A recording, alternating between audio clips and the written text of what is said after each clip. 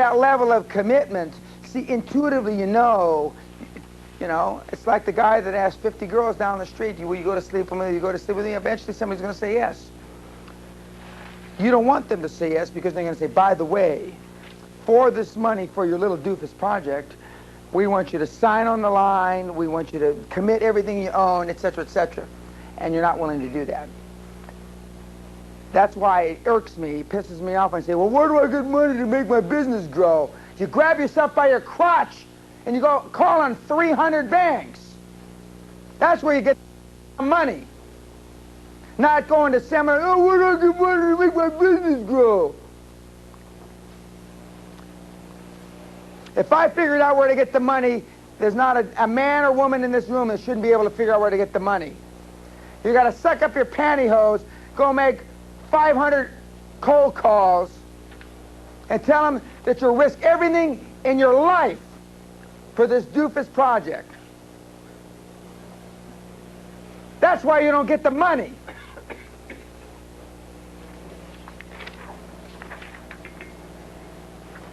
I might as well be putting it upside down because you know you're going to call these people anyway. It doesn't make a shit. Doesn't make a shit. Doesn't matter. Doesn't matter. I mean, it doesn't. Just remember, it doesn't matter what the morons say. I might as well put it upside down.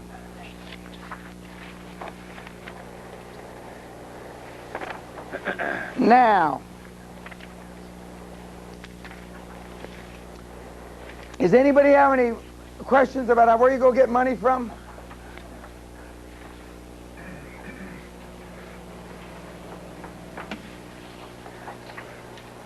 You know, we ought to start a seminar. How to get money in the 90s, where to go, and how to do it. And we got a cartoon with a guy grabbing himself like this, jumping from institution to institution.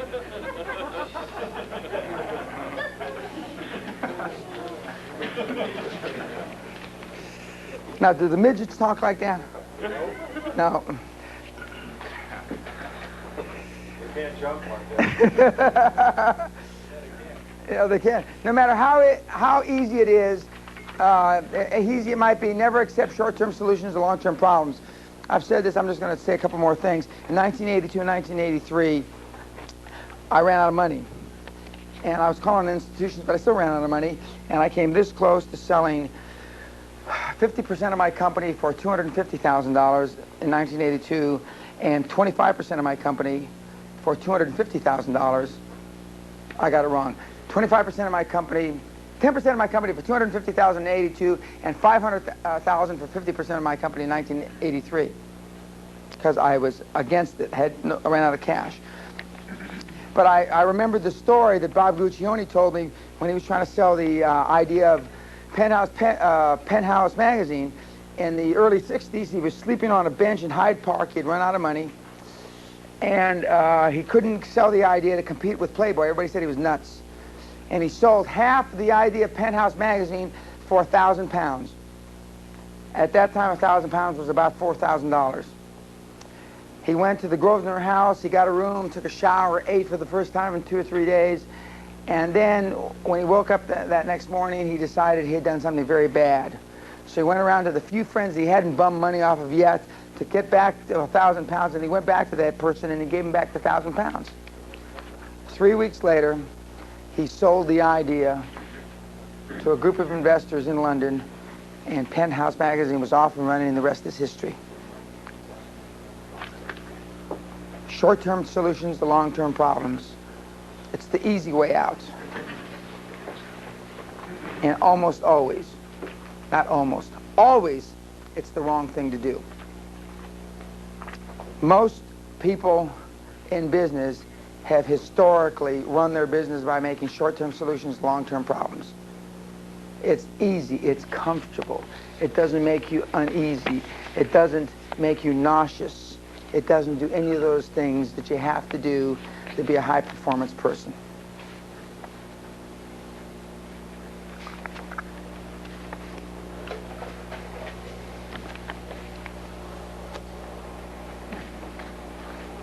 A guarantor is a fool with a pen. I say that, but for every company in this room, unless your companies are bigger than, and I looked at all those numbers, the bank's always going to want you, almost always going to want you to be a personal guarantor. Always. And if you think any different, you're not going to grow. I was a personal guarantor until we were public 1 year, because I always had deeper pockets than the company. When the company had $30 million in the bank let me off the hook. The company did, because the company was the guarantor. But, you know, prior to that, they didn't care. They always wanted me on the hook. So if you're not willing to do that, then at this level, unless you get a joint venture partner. Now, what should be coming, hopefully, obviously clear to you, is the partnering up. You're able to spread and limit some of these risk factors that make your private shrink up.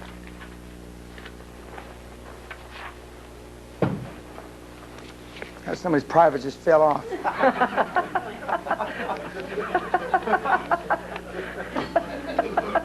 was my case. Yeah, well, I didn't say whose private it was. I mean, so it should become obvious to you that the reason that a lot of people joint venture is to diffuse this challenge, this problem that we have of getting over the fact that laying all our life on the line.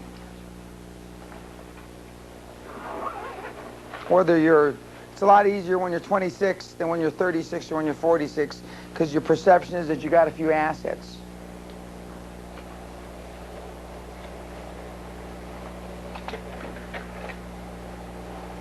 Okay. Now, I want to talk about internal growth.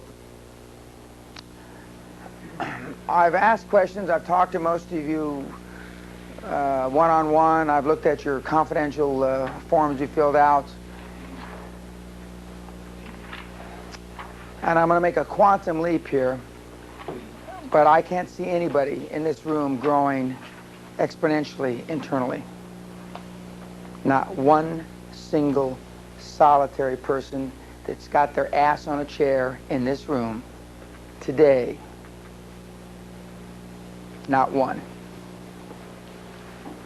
There's only one slide in the internal growth part of this seminar, because I can almost always say that. Because it's a fact of life.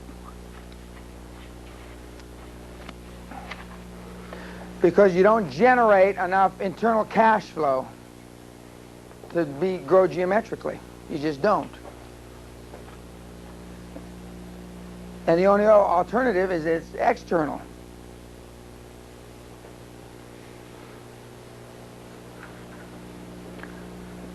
Where's the mic? We got to get a midget named Mike to run up and down these deals. Dan, can you explain that to me? I'm not as... No, I am. I was just, I was pausing for like a great Shakespearean actor before I bust out and rip your face off, Okay. You got a business, whether it does $100,000 a year or $10,000 a year, or excuse me, $10 million a year, and you've got, your revenue less your costs, and you come up with some sort of margin, and most of you don't have after-tax profits, because one of the reasons that you can't grow internally is because you're milking your businesses to death. You're sucking the blood life. What are you smiling for, Craig? You're sucking the lifeblood out of your businesses because you don't want to pay taxes. And so if you ever try to sell your business, they think it was a piece of shit because it's not making any money. And then you say, well, if you back off this and the 9 cars I bought and put back my house and the fact that I paid for the sprinkler system out of the company in my house, and then I really made $1 million. Well, people don't do that, guys and gals. They don't back off and add back and do all that crap. They just don't. Either do banks. And that's why I said early on in the first or the second day to run your businesses like you were going to go public. They're more readily financeable, and then if by some stroke of God that you could take it public, then you don't have to go back up and bogus up the numbers for the last 5 years. But virtually everybody that runs a privately held business does just the opposite. When I was building Great Western, I did just what I just said. I ran it always like it was a public company. I always had audited financials that I couldn't afford. And then when it came time, when the opportunity was there, I could jump on it like stink on a skunk, and I was able to do it in 3.5 months. Because we didn't have to go back and make up all the numbers for the last 5 years and pay the company back for all the crap you bought your wife and all this other crap everybody does. You cannot grow internally based on the conversations we had, virtually, I don't think anybody in this group, geometrically, to get where those goals, and some of them are $300 or $400 million. It's just not possible. It just isn't. There's not enough years in your lifetime. There just isn't. Unless we're living to 1,000 years or 1,200 years or something. I believe in compounded interest rates. I do. But I mean, it transcends the compounded interest rates. It just does. So by definition, people call me an acquisition guy. It's not so much because I'm an acquisition guy, it's because it's the only way I can figure out to grow quickly. Now, the energy business, drill and oil wells, is one of those businesses you can grow exponentially internally, but you got to find oil. And I found soon on I didn't know how to do that. It took me about 4 or 5 months of drilling dry holes. I mean, it was like a light bulb, instantaneously. So then, vis-a-vis internal growth, at the beginning when you start your businesses, you can have that exponential growth because you're coming from zero. But once you get up the cycle, anything above a few $100,000 or whatever the number is, it's not possible. It just isn't.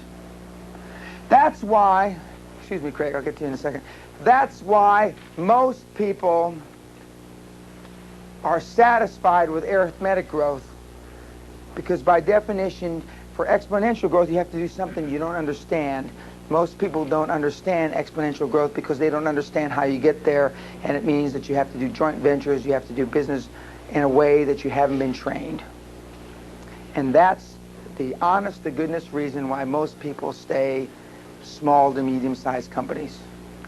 Because again, it's their comfort zone.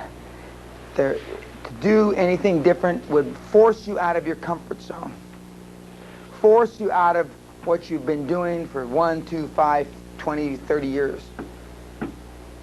You've got to go do something different. And that different thing will make you feel uncomfortable and make you nauseous and all the things we've talked about. Yes, Craig? Most small to medium-sized privately held companies that I'm familiar with don't really have a professional board of directors. And I was wondering... That's correct. I mean, they got their brother-in-law, their wife's on it, and I'm included in this group. And I was wondering what your opinion of that is. Okay. That's a good question. By the way, one of the ways that you surround yourself with, to attract high-performance people are to have boards. But you got to pay people to come on boards. Most of you have boards, you don't pay anybody anything. And you get what you pay for. You pay them nothing, you got to mooch. It's that simple. Which it comes in the form of your, and I don't mean this disrespectfully, it comes in the form of your wife, your brother-in-law, or your sister. I mean, it's just that simple. Remember I told you I bought that UK company in 1980, whenever I did, because it had a board. I needed a company in England like I needed AIDS. I didn't, but it would take me years to put that board together. So I just went, and I bought it. It wasn't a big company, but it had the right board on it. It was prestigious, and I bought it. And then I used that board. Then I formed a whole organization around it. What I would suggest is that you find in the initial stages 2 or 3 people that can be a board, and not so much a mastermind group or anything like that. You can find people like that. You have to pay them. I mean, most private companies, board members, except for the huge companies, they pay them $10,000, $15,000, $20,000 a year to attend, half a dozen meetings, plus their travel expense. Now, see, most of you would rather cut your toes off than do that.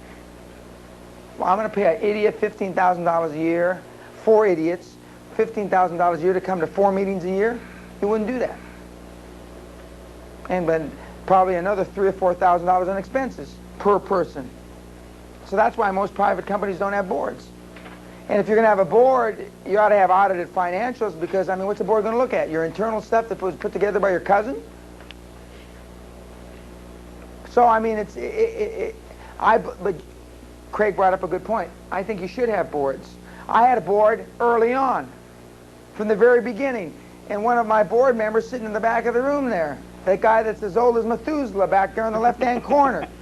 Another board member is sitting next to him, the one with a shit-eating grin that's hoping that you give him money to invest at Bear Stearns. I mean, they're two of my original board members from years and years ago. Yes, well, Mike for the kid. Well, you're not a kid anymore anyway.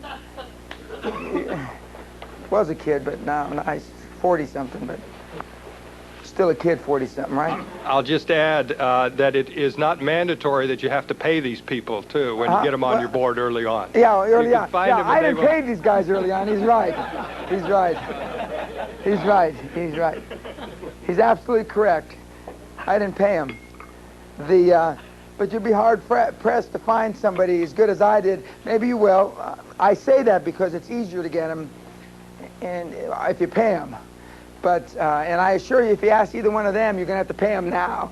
It wasn't like 15-plus years ago. But boards can help you.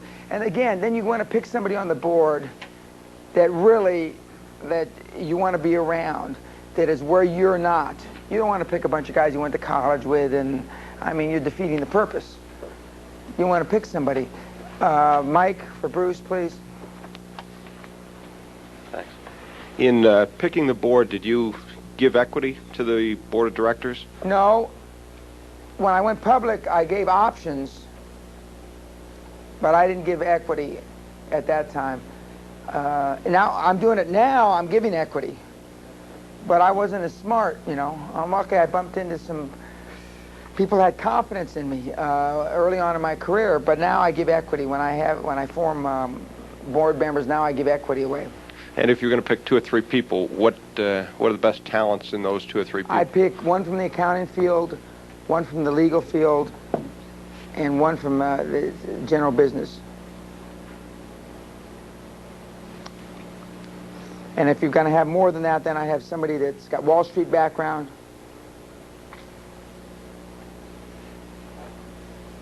But accounting and legal are probably the first 2. And I throw all my relatives off. Unless you're worried about a vote on the board, but if you own all the stock or most of the stock because you're not going to give any away, I mean, it doesn't much matter. You can always get rid of the board. You're the largest shareholder, just throw them out. It's not a big problem. Any more questions on that? Okay. By definition, internal growth is, most of you grow internally, not real internally, because when you borrow money, to me, that's not growing internally. You call it internally because you don't have to give up any equity or anything. But I mean, it's really external growth when you're borrowing money from financial institutions.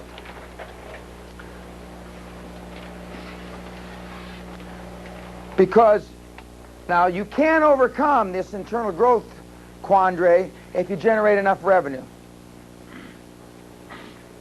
Revenue generation, again, not cost control. You can never experience hyper-growth, quantum leaps in business without generating a lot of revenue. You can get past this idea of internal growth if you can generate enough revenue. I mean, a lot of revenue.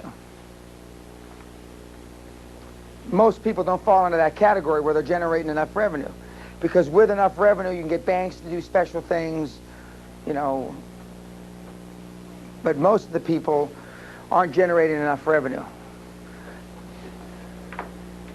Mike for Mr. LeGrand. Ron. If you generate enough revenue, why do you need the banks? Because, well, the reason I still use the banks, even though I generated a lot of revenue, is because I wanted to even grow faster. See, you know, if I was growing at 50% a year, I wanted to grow at 300% a year. So what'd you spend the money on, to acquire more companies? Well, no. I spent the money on acquiring more companies and I spent the money on paying my people more money. Sometimes I borrowed money to pay my people bonuses. Perception is reality. I assure you they don't care where the money came from when you pay them the bonus. Is that true? Yeah, that's true. I mean, that's kind of like the doofus question. I mean, I borrowed money.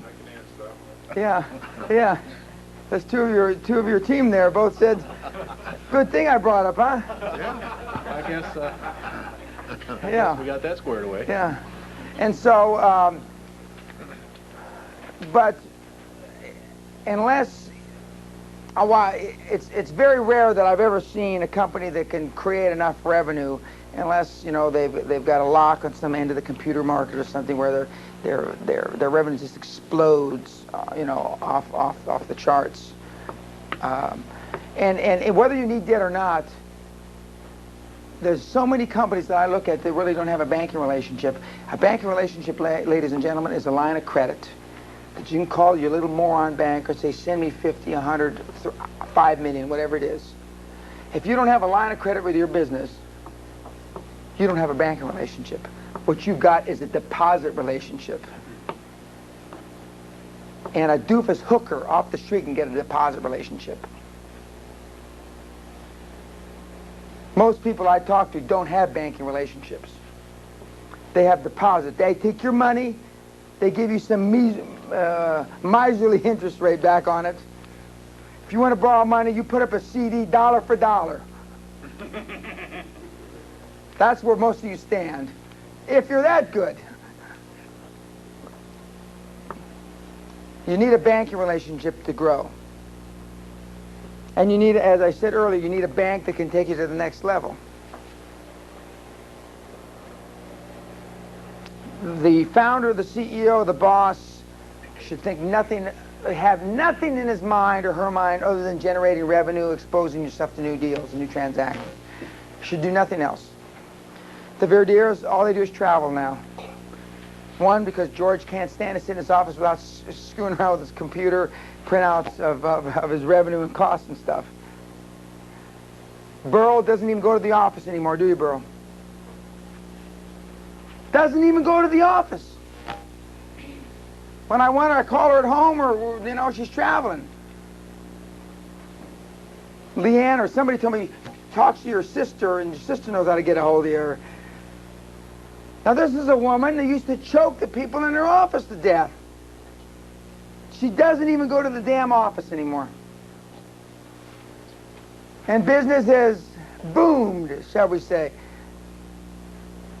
And that, you know, and again, I told her, I said, if you leave these people alone, and that you hired a general manager, didn't you, or something like that? If you leave these people alone, you put one or two key people in there, this thing will make so much money and boom so quickly, it'll scare you. And that's exactly what's happened. Because we're the problem. The problem is here, and it's us. We're the one that everything up. It's not those guys that work for us. It's us. That's a hard thing to admit. That's a tough turd to swallow. The problem is here, and it's us. And it is. Believe me. I don't know. I could have brought in 5 or 10 more people to say the same thing. I'm not paying these people. They're not lying. You know. It's the truth.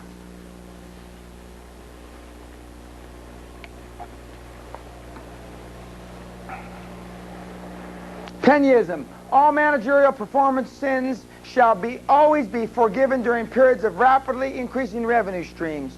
Always. You can never have too much revenue.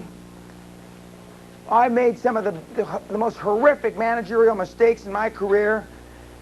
But when revenue went from 5 million a month to 10 million a month to 50 million, it didn't matter. Banks didn't even care.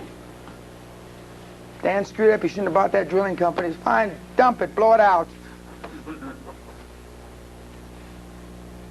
Banks will tell you, next time we'll get it right, won't we, Dan? The banks will tell you.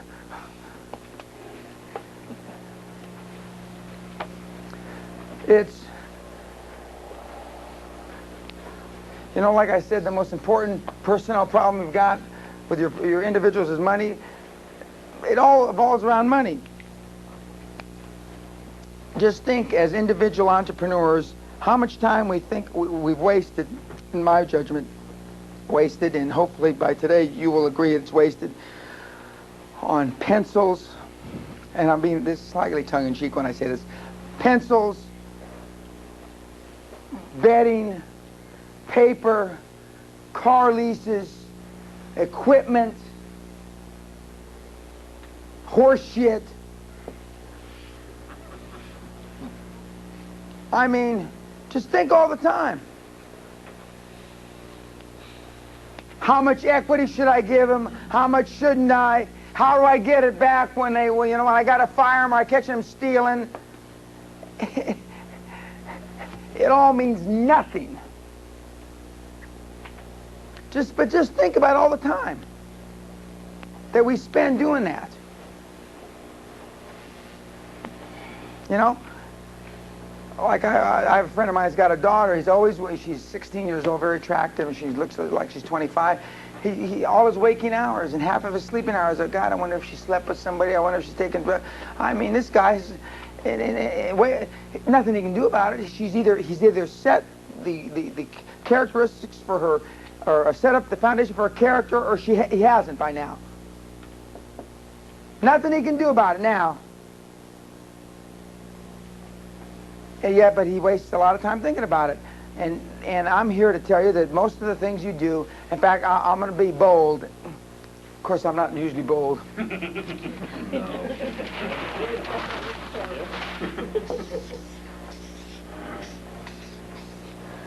95% of every working day, what you do in your office, in your business, if you never did it, it wouldn't mean spit.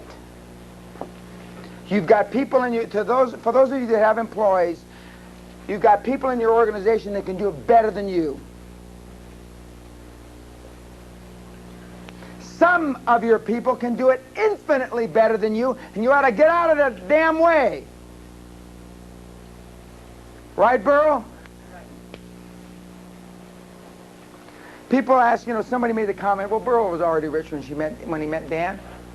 He had a few bucks. I mean, and well, her net worth's only gone up 300 or 400%, roughly speaking, right?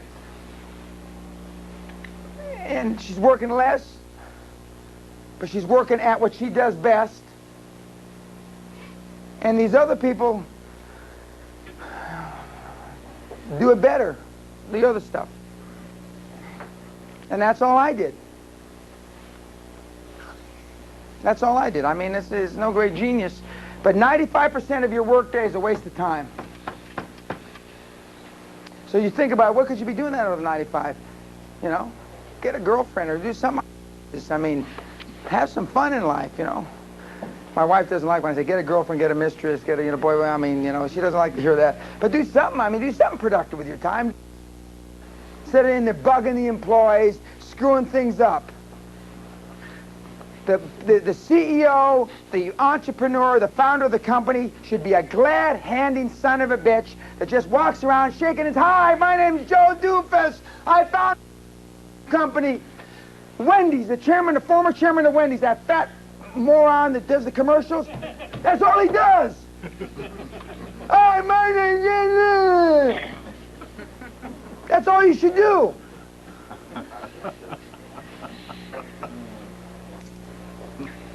Must have saw one of your seminars. Yeah. What's that moron's name? Yeah. Hi, when did you do this? I love that guy. I love that guy. You know? Now, the company, when they bought him out, that was smart thinking what they did. Of course, the last few years, I'm told, that's all he did. I mean, the senior manager said, you got to get out of here, Dave. I mean, you're screwing the business up. We're going to try to pump this baby up like a show dog and pump it out to somebody, but we need you out of the door to do it. And that's what happened. So what happened? He sold. They sold it to who? They sold to? Pardon? He's still a large shareholder. Yeah, but who's the major shareholder now? Somebody. But I mean, Pepsi or somebody. I mean, he got out of the way. Okay.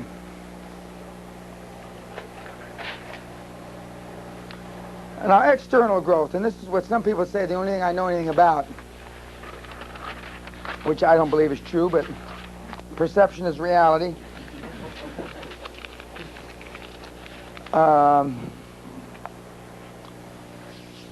I determined 6 months into my public life as a public CEO or CEO of a public company that I didn't know anything about successfully in an economic fashion finding oil. And in fact, Mr. Orman's nephew, who was on my board, a gentleman, a very bright guy named Wayne Phelan, who is a very bright petroleum engineer, who's still on the board of Great Western, came to me, and I came to him and I says, am I reading these numbers right? He says, yeah, Dad, we got to sit down and talk about this because the reserves that we thought were there aren't there in the DJ Basin. And he says, we're going to run out of money in between 15 and 19 months, and we'll be out of business in 20 months. I said, well, good. We just had a public offering. We just raised a ton of money to drill all these wells up there. So we're in a board meeting, and I'm sitting down, and I made an instant decision. We are now going to be an acquisition team.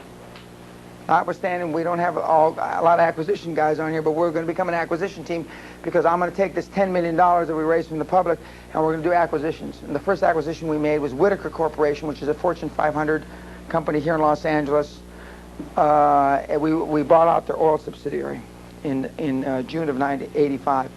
But anyway, but I instantly understood that we didn't have enough money. I could read the charts, or Wayne helped me read the charts, and I could figure out that the oil wasn't there. We had one of the finest petroleum engineers in the country tell us that it was there. We raised money on it. I mean, everything was done right, but it wasn't there. It's not an exact science. Now, we could have continued to drill wells, and I could have continued to not want to swallow my pride and go begging on my knees to the shareholders, which I had to do, which I did many times. The CEO of the entrepreneur is the one that's got to go begging when things go wrong. And God knows, I got calluses all over these knees. They're a little softer now because I haven't had to go begging recently, but it'll happen again. And we changed our investment direction. We made a quantum leap. I just made like 60 presentations to institutions telling them we were going to do this in August of '84, and in October '84 I changed my mind. I just flipped around, and we're walking this way now. And I still remember Governor Hugh Carey, God bless him, he stands up, and I also cut salaries 40%. I took all the cars away from everybody, expense accounts away from everybody, everything. And Hugh Carey and Bruce Patterson, Hugh Carey, former governor of New York, Bruce Patterson, former treasurer of Royal Dutch Shell, got up, and they both made impassioned speeches about this is a bad precedent to set for the shareholders, to show them how wrong we could have been. Now, I owned 60% of that public company at that time. This is Dan. Every dollar I spent, I looked at 60 cents of my dollar. And Charlie and Mark owned 15%. So as far as we were concerned, the shareholders only owned 25 cents every dollar here. So it's our money. So we said, we're going to flip it around, we're going to change, and I cut salaries and threw everybody's car, took it away, and we decided to go on the acquisition train because we could not grow.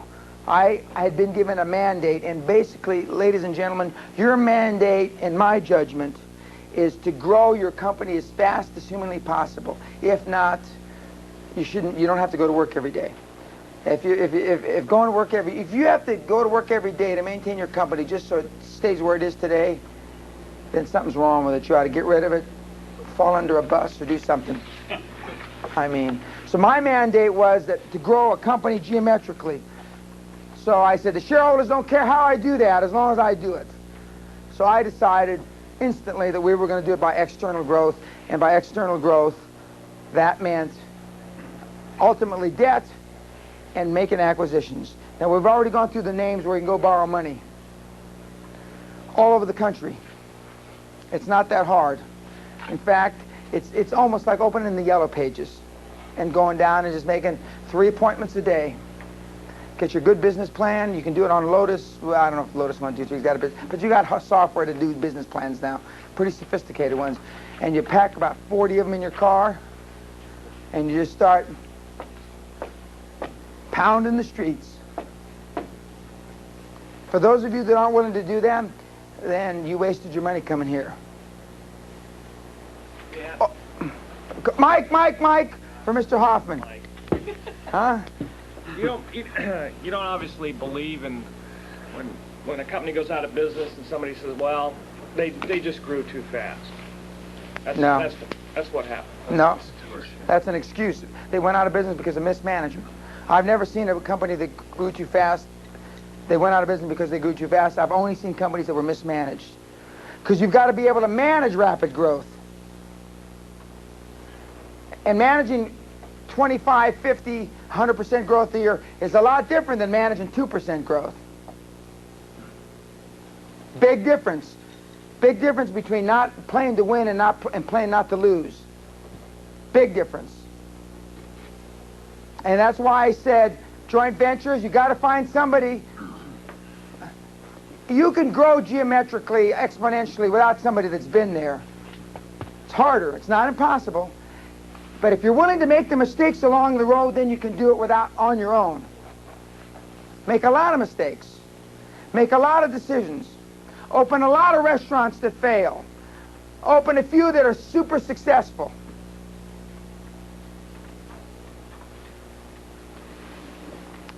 Yes, sir. When you look for businesses, should they be associated types of your business or just anything? No. Well, I used to think anything, but I don't anymore because I lost, like I said, I'm $40 million down here in the last few years. No, I believe they should have some, be at least ancillary, some sort of tangential relationship. So and I don't like to use this word, so there's some synergism. I'm not sure I know what that means, but I know everybody uses it. So there's some synergism. I don't like, businesses are way off in the, in Lapland and the, right now, because I'm in the fire resistance business, making fabrics by changing the molecular structure, we're looking at other things that are related to fire protection, fire resources. Well, that's the name of the company, Fire Resources, because they can be all kind of wrapped up together. Because I'm in the what I call the business success coaching business, we're looking at the things that are, books, tapes, TV, that are, have something to do with that. Mike, for the young man over here. You alluded to several times about how you change the relationship around when you see a banker. You don't go at them the conventional way. Because so far, I've only heard the conventional type way. How do you turn it around in terms of you're coming to them asking for something, that their attitude, how do you make... Okay, that's a good question. We're going to use Burl for an example. One example. I'll try to give a couple more.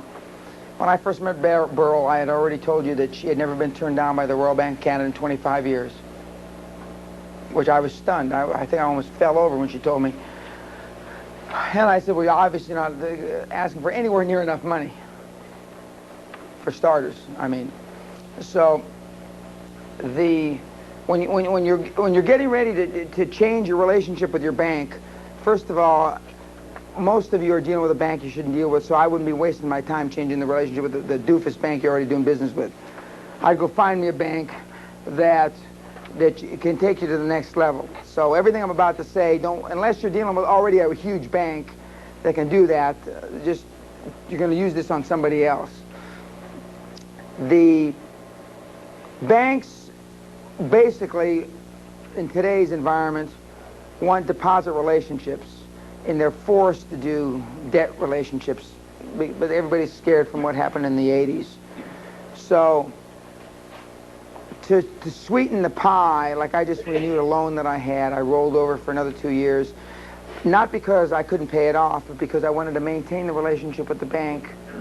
I wanted him to be able to be happy, and I know that he was charging me 3 over prime, which I'm big enough I don't have to pay 3 over prime. But I wanted to set him up for the next time I need to use him. So I rolled this, this loan over, paying interest when I don't have to.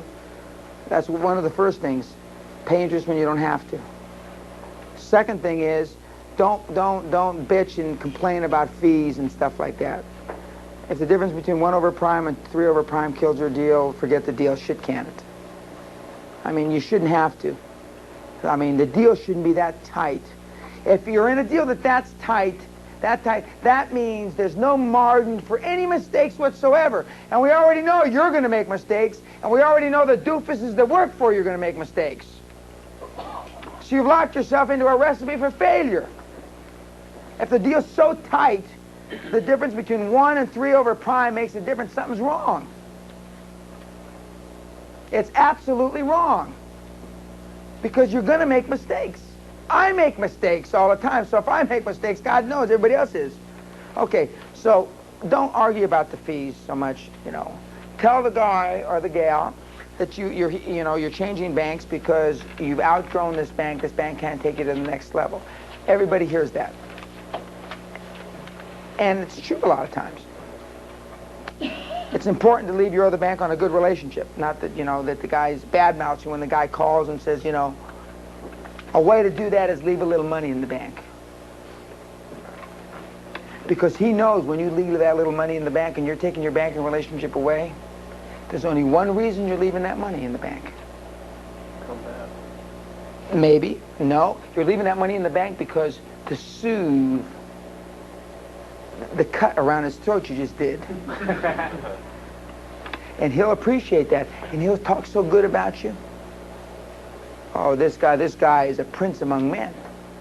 And instead of this, lay it on his lawn, blah, blah, blah, blah. Okay, that's how you start. Now see, and you're doing something, this is against conventional wisdom. Why would I leave any money with these pricks when I'm not going to do business with them anymore? Because you don't want them to cut your throat, that's why. Now when you're big and you're moving 80, 100, $400 million, you can do, yeah. But nobody in this room has fallen into that category, I called the president of Chemical Bank and I said, I wish we had the kind of phones where you could tell, with TV screens, so you could see this. I'm taking my $85 million out of your bank and I hope you rot in hell. But I mean, I'm not suggesting you do that. I'm not suggesting, So that's for starters. Secondly, you come to him with a cogent, intelligent, well-thought-out business plan. And you don't even have to be that smart. You can do this on software. They got all kinds of software now, I'm told. I don't know how to do it myself, but I know you can put together a business plan, a fairly copious one. I mean, in not too much time. Plug in the numbers and they pump them out. Instead of on the back of a yellow pad and, I mean, like Burl does. But Burl's got a lot more money than most people in this room, and she's got a track record of 20 years of doing this. Big difference. Okay. Next, you always ask for 3 to 5 times more of a line of credit. First of all, I'm coming here because I need a line of credit. I don't need someplace to hold my deposits. I can do that in my tin can in my backyard. And for the interest rate you're giving me, I might as well keep my money in my tin can in the backyard. You're going before a relationship. That's a great word. I want to build a strong relationship. Because it's now called relationship banking. Hey, Jim, do they still call it relationship banking? Yep. Yeah, it's a doofus term if I ever heard one. Some MBA moron came up with that deal. Because I want to build a relationship because I'm going to be here long term. You're going to be here long term until they stop funding your deals and you're going to go someplace else. But you don't need to tell them that. That's long term to you until they stop funding your deals. Then don't let the door hit you in the ass on the way out. So you're asking for 3 to 5 times what you want.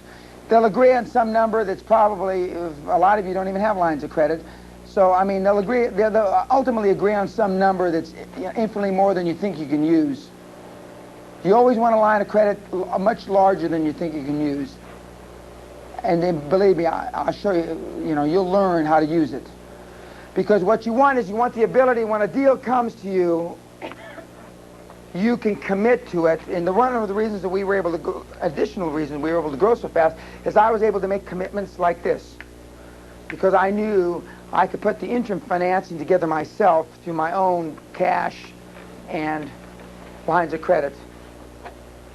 And then I could go put together permanent financing later. On a smaller scale, you can do the same thing.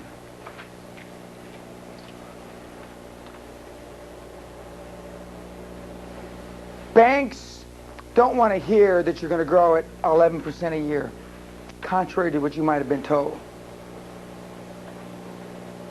Banks want to believe that you're going to grow at 50% a year. Because in the initial stages where most of these businesses are, if you're not going to grow at 30, 50% a year, something's wrong. You know, something is definitely wrong. For those of you that run more seasoned business, you know, you can take some of that away, but they want, you know, if I were Craig Hoffman, I'd go and say, I plan on starting a chain that in 3 years is going to have 100 stores. You know, and I'm assuming this, so I don't know if it's true. I run profitable, well managed, blah, blah, blah. You know, this is the bottom line on these stores. Use one store as a model, obviously your best store as a model. I can make 100 of these cloned. He's already done it once, as they say in Texas. So the bank will believe, short of other, you know, some other rationale, that he should be able to do it.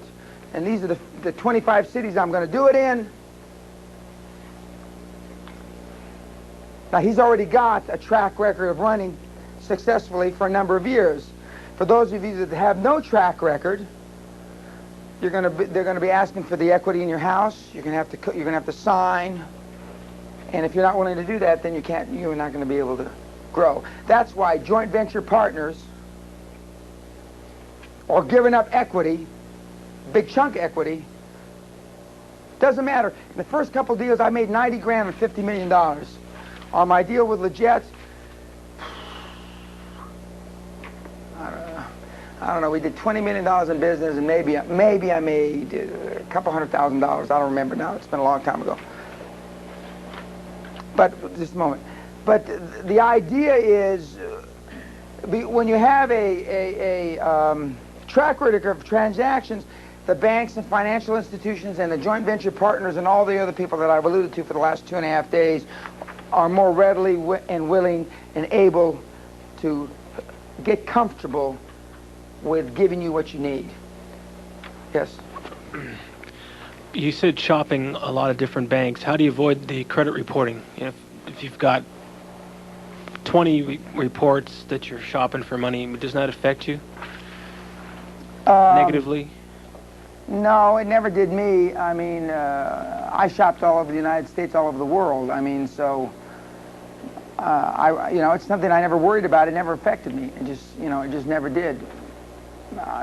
It was always more important to me to get the money than it was what the other bank that you know, I could always explain away. It never happened to me, but I mean, I could always explain away.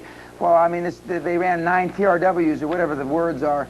I said, yeah, well, you know, I've made 9 presentations. This business opportunity is going to go away in a few weeks if I can't fund it. So, and I can't wait every doofus bank. I mean, I got to go through the credit committee and this committee and that committee. The bank will understand. The bank will understand. See, you know, you're thinking of ways why it shouldn't be done or can't be done.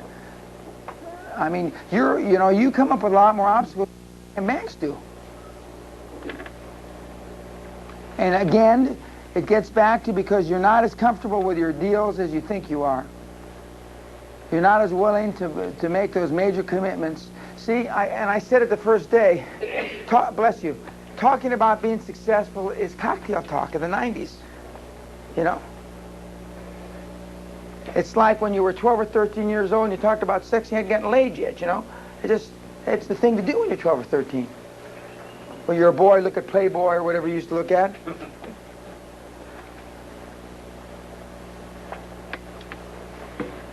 And if you're not willing to do that, I mean, then all the grandiose things that I can talk about that have worked, you know, and all the half a dozen people that we've talked to up here that are testimonial to, you know, that it works, at the end of the day, you still have to be willing to pay that price to action, make that commitment.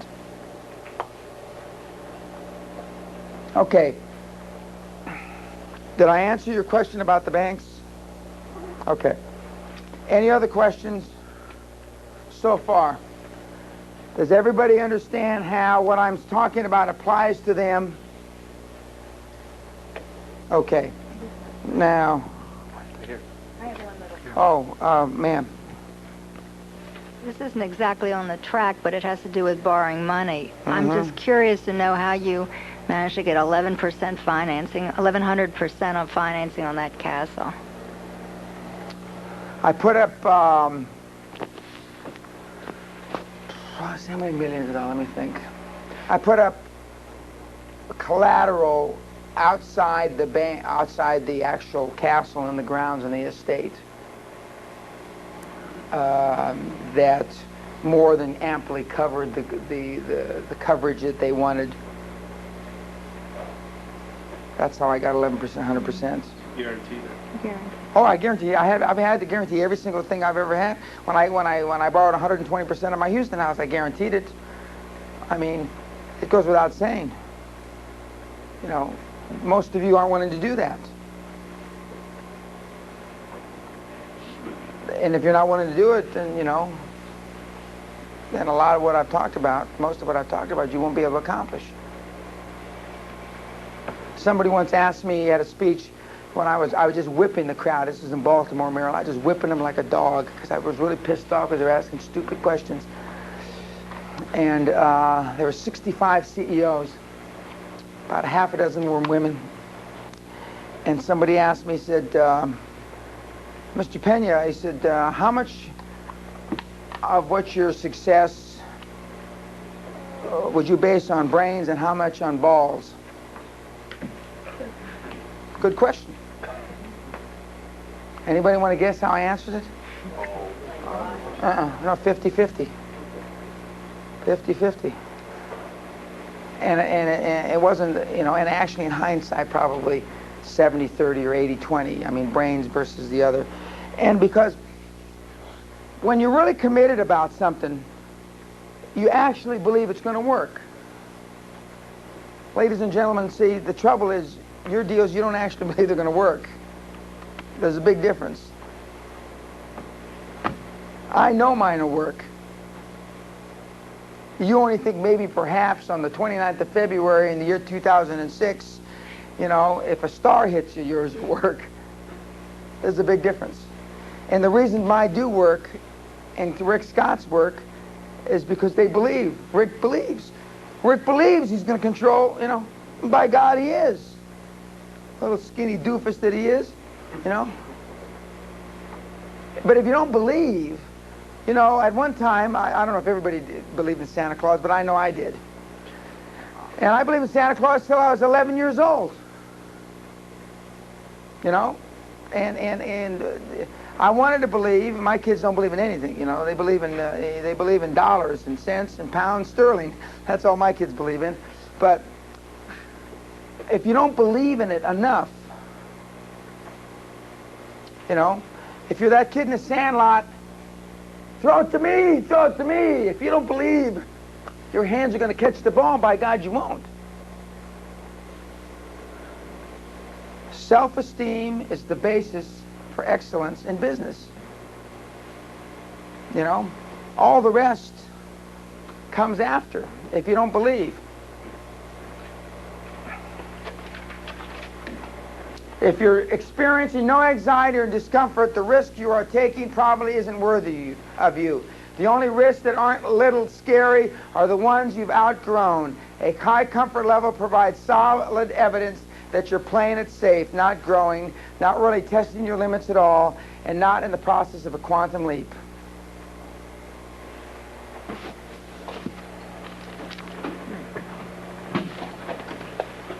I knew he was going to get up there for this one. Boss, I gotta get Okay, I know this one is the heavy duty one. This is a good one. But see, I think you're all heavy duty. See, that's the difference. I think everything I say is dynamite. You're in love with yourself. You goddamn right I am. I'm going to ask my, well, Linda will be here.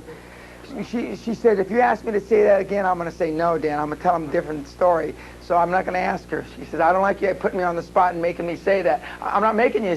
It's true, but we don't need to tell everybody in Southern California. If you're experiencing no anxiety, some people in this room haven't felt anxiety since the last time you asked your first date out. The risk you're taking probably isn't worthy of you.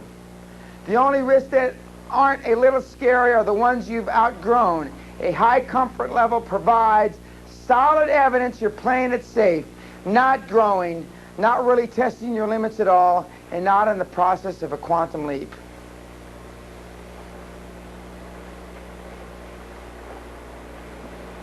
It's natural to want to be in the tummy of the kangaroo, the mommy, you know, and they're nice and warm and cuddly.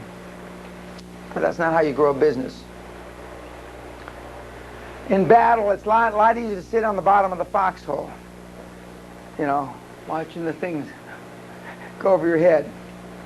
It's a lot easier than popping your head up. It's a lot safer. Not many battles won that way. And revenue volume before you go public, dude? No, well, it depends on the industry, but I mean, I've heard people say you have to be up to like 50 million before they start to look at you and stuff. no, you can be public on, because we're at the top of the bull market, there's, you can go public on regional exchanges, I mean, Denver Exchange, the over-the-counter market, no, that's not really true. If you want a listing on a major exchange and you want to be brought public by a major New York investment house, then you're going to have to be a fairly sizable company. I'm not sure 50 million is big enough. It might be 100 million. Yeah, no, if you want to be on the major NASDAQ or American Stock Exchange, then you have to have a pretty large company. But there are little, you know, $10 million revenue companies that go public all the time. I know a guy I know out in Calabasas here that just took last year. He makes Those DC carpets?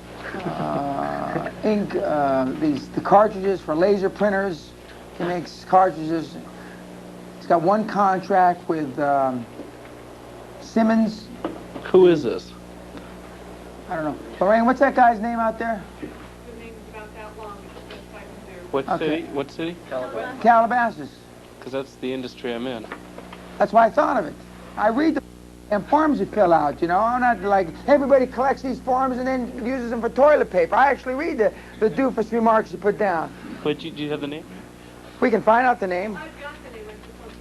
Yeah. He went public? He went public last year. He does $6 or $7 million of revenue, and he went public with some little company called, He's in Agoura or Calabasas, yeah. And he has a major contract with Simmons, and it's a month-to-month contract. It's a month-to-month. It's not even a yearly contract. Month-to-month. I read the prospectus over and over again. I couldn't get a hold of him. The guy was in Salt Lake City or something on business, and we finally got a hold of him. Auntie did the review of the analysis for me. And he said, I think this is a misprint because this was like a proof of the prospectus. It can't be a month-to-month. It must be year-to-year or something. And when I told him, no, it's a month-to-month. They can cancel with 30 days' notice. A company like Simmons can cancel with 1 minute notice. I don't remember. But we can find out. But he went public. And he turned his little company. They lost $300,000 the last fiscal year. And he turned his little company into a $15 million market cap, $15 million market cap, and he owned 60% of the stock. And I couldn't believe he did it, but that's why I knew we, pardon? How much did he raise? We see, they sold 25% of the company for, what's 25% of, no, they sold 40% of the company, 40% of 15 million, what's that? Enough. 6 million? He raised $6 million. Hey, Dan, can I give a little answer to this question? Okay. What was the question? Well, you asked the question, how large does the company have to be to go public? One of the firms that designs all my restaurants, I heard they were designing a restaurant up in Universal Studios, and it was going public. And it was the highest. It went public, and it was one of the stocks that went up the most in the restaurant industry last year. It's called Country Star. The guys that founded this restaurant had never been in the restaurant business. Good. Had never opened a restaurant. They went and they got Morgan Stanley or somebody back east. They sold them on an idea for a restaurant concept. And they gave equity away. They gave 10% to Country Stars. It was modeled after Hard Rock Cafe.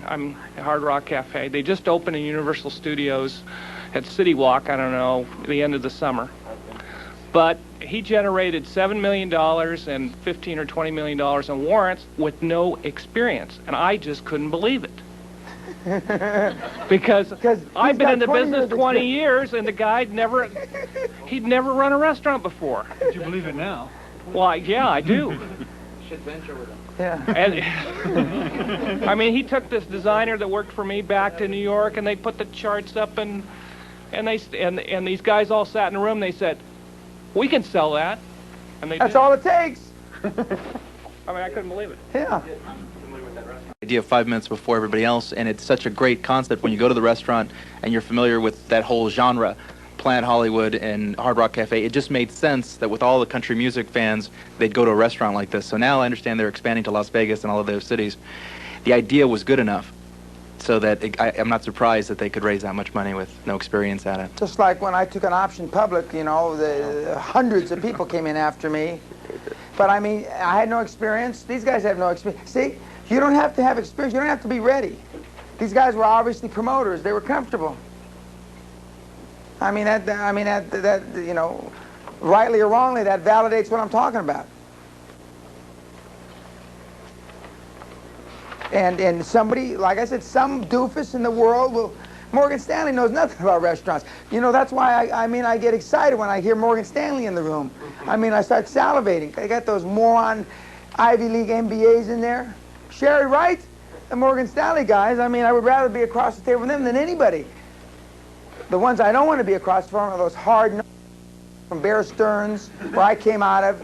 I mean, these guys, I mean, you don't want to be across the table from them. You want to get up and leave. You want to see those white shoe Ivy League guys, you know, all puffed up.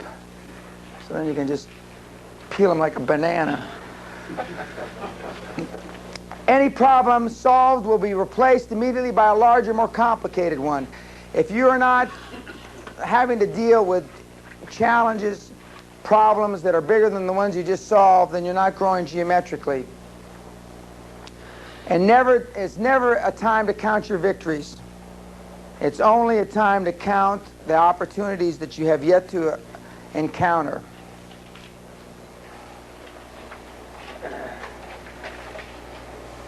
As Jonah Salk, this is what I tell Lorraine. Lorraine doesn't like this. As Jonah Salk said, the reward for work well done is merely the opportunity to do more. That's all the thanks you get. The opportunity to do more work. You like that one, didn't you, John? Jim? John's blanching up here.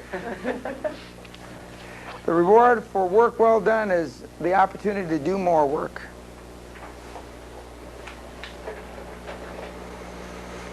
Okay, now, you have in your packet a red flag investment checklist.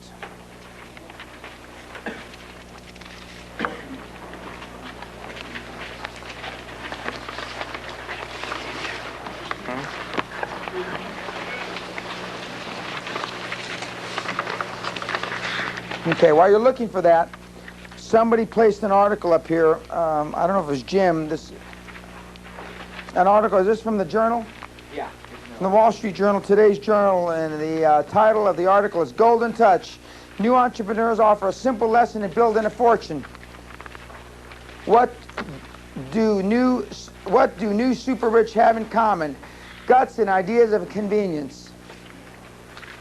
And it gives examples, 3 or 4 examples, how guys with no experience that were basically morons made, 5 examples. I'll transport it on my way. I just have to ask again. The guy who raised $6 million only had one deal with one company, that Simmons, that recharging, that. No, he had a half a dozen little regional month-to-month contracts here in the valley. In the San Fernando Valley, he had one deal with Simmons. And that was the big one. That's it. Month to month. I feel good. Yeah, month to month.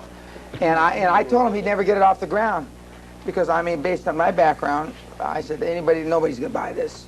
And it was done by a company, I thought it was Barclays Bank out of New York, but this is Barclays Investment House out of Philadelphia. which is a one-office shop. Probably got 9 guys in it. I've never been there. And it was also co-underwritten by a little group out of Solona Beach. Where the hell is Solona Beach? Okay. Now the amount of investment firms, pardon? By the sea. Okay, well the amount of investment houses in Solona Beach, you got to be 0. I mean, that's who co-underwrote it, and they raised the guy $6 million. Sure you can't see me earlier tomorrow? Okay, I'm going to go through the checklist. Lorraine's going to be copying. I don't know what happened here. A little glitch. Okay. If you use this, now, see, I know it by heart. I mean, I don't have to use the list anymore, but I mean, and the things that we've already covered. If you follow this diligently, it'll preclude you from making a lot of mistakes. Investigate before you invest. Stick to your knitting. Stay laser beam focused. When you're working on a deal, ladies and gentlemen, be it a contract or whatever, you stay on that deal till it lives or dies, until the baby's dead or until it's burping. You don't get off on willy-nilly on something else. Now, I can get off willy-nilly because I've got 8 or 10 people that do these things for me. If it was just me, I can't do that. You, one thing at a time. Plan well, but then implement and execute. Avert avoidable mistakes. Forget about that which you cannot change. Seek advice of those whom you respect. That's your mentors. Dedicate yourself, dedicate yourself, dedicate yourself. And in the words of Winston Churchill, commencement speech, 1946 or 47, Cambridge University. Shortest commencement speech on record. He got up, supposedly juiced up to the gills, with a big cigar in his mouth, and I normally smoke cigars, and because I'm a kinder, gentler guy now, I'm not smoking cigars, and you notice that? Yeah, I'd be blowing smoke right in your hair so you smell like And he said, never, ever, ever, ever, ever quit. Thank you very much. And he walked back down and collapsed into his chair. Never, never, ever, ever quit. Now, this is the checklist for one to investigate prospective business associations. Base your search on information you have, voters' records, lawsuits, criminal convictions, and all these things can be done fairly easily. I personally have never done them myself. I've always hired somebody to do them, but I mean, you can do them yourself by going to the library. I think, isn't it the library? Kathleen, is that you? That's it. What is that? Do you know the program? Because I know there is one. You have it? You can get on that or online. Okay. Is this stuff that's printed someplace? Yeah, we're giving it to you. She's going up. She's going to get it right now because somehow it didn't get in your packet. Best laid plans. Remember I said? Best laid plans. Okay, check both the individual name and the company name when you're doing your searches. Company, special licensing, like if you're a real estate broker, mortgage broker, whatever you need special licensing for. The schools they went to, property guarantor records.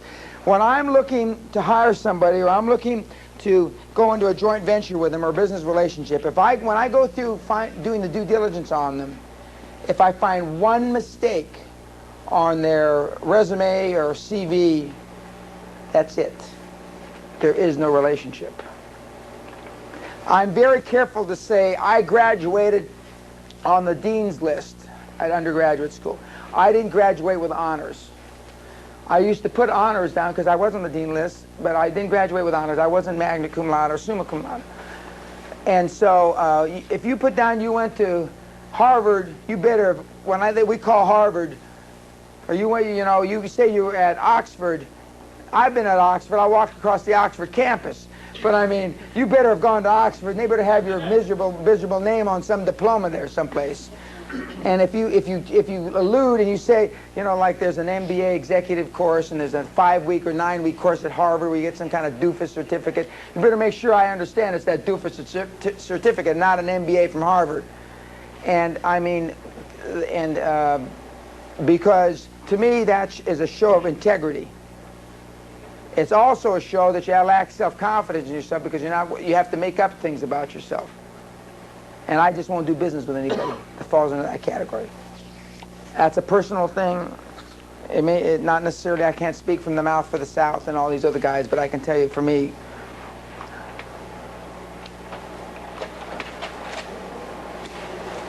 each party, now we're talking about external growth still, remember?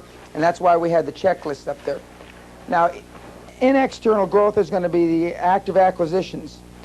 And in acquisitions, you're going to have to learn to negotiate if you don't already. You know, some of you in the room probably already think you know how to negotiate. And each party to every negotiation has a comfort zone. The effective negotiator is one who can define the boundaries of the other party's zone and place the deal at the boundary nearest to its own interests. Now, in your cases, almost under any circumstances, it's better to give on a negotiation and get the deal done than to get the best deal you can. And because, i.e., you know, when you're negotiating with a bank, yeah, the next sheets, the other following sheets are coming. If you're negotiating with a bank, I mean, the difference between 1 over prime and 3 over prime is nothing. You just get the deal done, just get the money. My theory in building a company has always been just get the money. Under any circumstances, just get the money. No matter what it costs, just get the money. Like a broken record, no matter what it costs, just get the money. Just get the money. And make the fees continue with your lawyers and accountants contingent on them making sure you get the money. Just get the money. Just get the money. I mean, you never see in all these big transactions, they never say that they're paying 1/2 under prime, 1 over prime. They never list the interest rate, do they? Because nobody cares. Just get the money. Just get the money. Nobody cares because it's not important. As my grandmother, who's expiring right now at the age of 92, would say, because it's only a little bit important. It's only a little bit important, which means it's not important at all. It's not important. And only little people worry about things that are a little bit important. And when you're a little person that worries about little things that are only a little bit important, you stay a little person. And that's not what the seminar is all about. The seminar is all about growing exponentially and hunting with the big dogs. And for those of you that are from the South or any of those areas, you better appreciate hunting with the big dogs, what that means. What'd you say, pee in the what yesterday? Pee in the tall grass of the big dog. Yeah, pee in the tall grass of the big dogs. I like that. Yeah. Yeah, pee in the tall grass. My housekeeper, who's a black woman, Ruth Brooks, who is from North Carolina, and she picked tobacco. And she says these kids, these also-rans that pick cotton, that ain't nothing. They're picking tobacco. And her husband died during the Vietnam War, and she's put 3 girls through school, through graduate school at USC. I think one's a dentist, one's a teacher, and one is the aide to Janet Reno at whatever the hell Janet Reno does, Attorney General. And yeah, that's right, man. And she says, when I used to have my young students over, and when the young kids have come over to visit me, she doesn't like kids much because they all wants to get paid and nobody wants to work anymore, mister. Now, I still haven't forgot that question you're going to answer. You know, I probably let your lunch settle too much before you're going to toss it up on the table now, but the dark side of equity financing. If you're going to have external growth and you're going to use other people's money, or you're going to use the bank's money, there's a dark side to that. If Craig Hoffman took his operation public, which he's, although, you know, a lot of smaller operations have been taken public than his, probably at some point in time, he'd lose control of the company and he'd get ousted out, thrown out on his ass. That's just, you know, a matter of life. That's not saying anything about his management skills. It's not saying anything about anything. But that's just what happens. That's why a lot of guys don't go public. Because, you know, what am I going to do? And I took the attitude, what I'm going to do is I'm going to count all the money I got. And I'll spend the rest of my life counting all my money. Now, but you have to realize that when you take in equity partners, that's a possibility, because people that put up money will not allow you to stick around once you've reached your Peter principle. Peter principle meaning the maximum that you can do. Because they're there to make money. They're not there for you to fulfill your life's dream. They're there to get a return on your money. And Rick Scott is a preeminent ender of life dream thoughts for other people. Believe me. I mean, Rick is very, very, matter of fact, very bright guy. And I'm told he's gotten to be a very good manager. I didn't know him as a manager, but so you've got to understand that with that money that you want more than life there's another side. Everything's got is a two-edged sword. There's another side of it. So there is a dark side to the equity financing. And once you accept that idea that I would rather be a large part of a $100 million company than all of a $5 or $10 million company, it's easy to deal with until they throw you out. Then it becomes a little more difficult to deal with. But then you got the money. Then you just, that's right, you count the money. Whenever I feel bad, I stand on my wallet. Whenever I feel bad, I stand on my wallet. It makes me feel better right away. Milk another cow. That's right. Okay, now, managing growth and preparing for diversification. Big dreams, big problems, big rewards. Now, this is kind of a summary of a lot of the things that we talked about. Okay, closing the deal. If you're not ready to die, then you can't be ready to live. If you're not ready to do everything humanly possible short of dying, then the chances of the deal coming to fruition are just diminished greatly. You want to simulate success. That's how you attract the big boys. By simulating success, remember you only have one time to make a first impression, by acting successful, by hanging around with the big dogs, peeing in the tall grass. I mean, those are where you pick up the traits, the characteristics of high-performance, super successful people. The thing you've got to understand, you don't have to hit a home run every time you're at the plate, but you do have to swing. You can't just let the fastballs zip by you. You've got to swing. Sometimes you'll strike out, sometimes you'll hit a base hit or a double or a triple, and sometimes you'll knock it over the fence. Now, the way you position yourself for a grand slam only comes with experience. I know that Fire Resources and the thing that the Mosbys are running for me is an opportunity for a grand slam. I know that easily Fire Resources can have a in the billions of dollars market capitalization. I know that. I didn't even have to crunch any numbers. I didn't have to do any of those things, because when DuPont has two plants that each cost them $300 or $400 million to build, that just make Nomex, which is the competing product, and they've had a lock on the product since the early 60s, and they've said that we will viciously defend our market share, and they've done everything humanly possible to keep everybody else out of the business for 25 years, I know there's a big pot of gold there. I know that. I don't need anybody to crunch any Lotus 1, 2, 3s for me.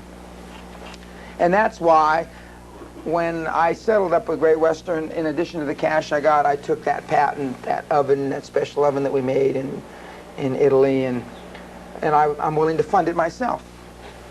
Yet I'm still giving away equity. I'm sure I could find people to run it that other people I don't have to give away anything. I'm sure, I'm positive I could find some guys from the textile industry. But I'm not doing that.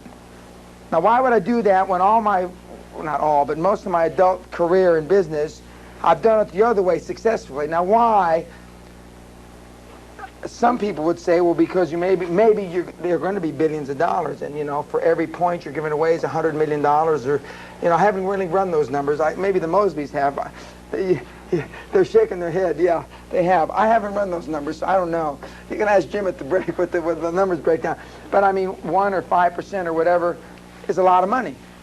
And I could easily talk myself out of doing that. But I haven't, because I know, and the reason I don't even think about it is because I don't want to even for a moment put myself in the position of second-guessing myself.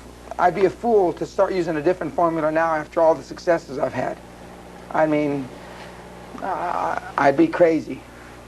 And I've been called a lot of things in my life, but one of them's not crazy. Okay. Track record of deals, other people's money. The best way for most of you to get within your comfort zone so you don't throw up when you do some of these things is on the back of somebody else for the first few times. Join up with somebody that's either got the expertise and or the money. Smart people that have the expertise, like myself, will say, fine, you can find the money. I'll give you the expertise. Because you'll be a better business person. You'll be more effective once you've scraped around on your belly, licking the boots of 50 or 100 financial institutions. And then that way, then you can train somebody like I train people now. Because just because I'm telling you how to do it, until you've done it, you can't train anybody. And we've got one of the big-time trainers in the United States sitting here, and I think he would agree with that. Until you've done it yourself, you can't train anybody.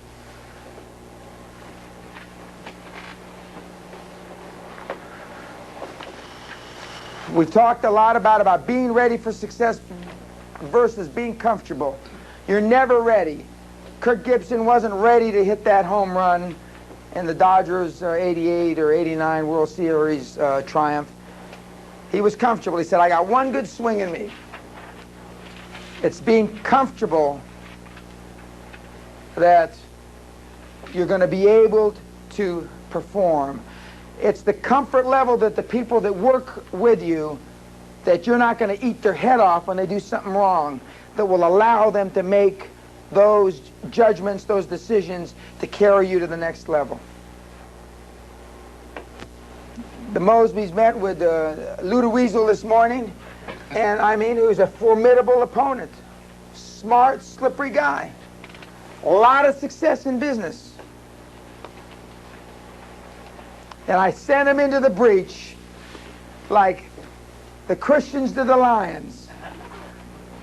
And they did good. They did good. Good's a relative term, but they did good. They did good. They didn't sign over any stock to him. They didn't give him any money, so they did good. But I mean, it's the comfort. It's not the readiness. Staying on track. The outcome, this is important. Outcome equals commitment plus or minus measurement plus or minus modification. Your outcome that you're looking for is your commitment plus or minus measurement plus or minus modification, because you have to continue to modify the things you do. You've been given, I think, the red flag checklist a little late, but you've been given it for investing. And we've talked about dealing with the dark side. When they come at what you love. For some of you, to lose control of the company that you run 10 or 20 years, in theory, could be devastating. Because some people, their whole self-worth, their whole basis for self-esteem evolves around their work.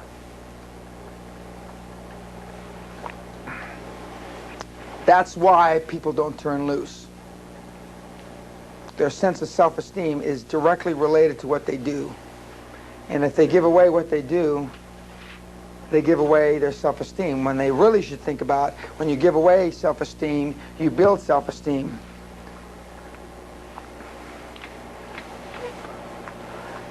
Don't overlook the obvious, and why any challenge resolved should be replaced by a much larger challenge and a more complicated one, otherwise you're not growing. Like somebody, Leanne will call me from Houston or send me a fax and she'll say, we must be making a lot of progress because we have problems. We must be growing geometrically this week because, boy, we're in the middle of a pile of shit.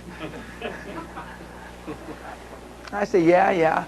And as she said, she's talked to a couple of the seminars. That's a couple of the seminars because she's been there. And she says, the blacker things get, because normally people will ask Leanne, or I don't know if they've asked Lorraine, I'm not asking Lorraine to comment on this, is he really like this, is this how it really is, blah, blah, blah, blah, and they ask questions of my wife the same. But Leanne would tell you, the blacker it gets, the crappier it gets, the nastier it gets, the more pessimistic the set of circumstances that I'm involved in, the happier I am. And the reason I like that is because from chaos I know comes order, and with order comes a lot of money. And I've never made a lot of money without a lot of problems. So if I'm not having any problems, then I know I'm not going to make any money. And if I'm not going to make any money, I'd rather be playing golf with Hoffman or something, you know. So when we don't have a lot of problems, then I'm not doing anything. Just the contrary to the conventional wisdom that you've been taught, you've been brought up in. Anybody have any questions on this? Because this is a summary of sorts. Because, ladies and gentlemen, it's a very small step from the limo to the gutter.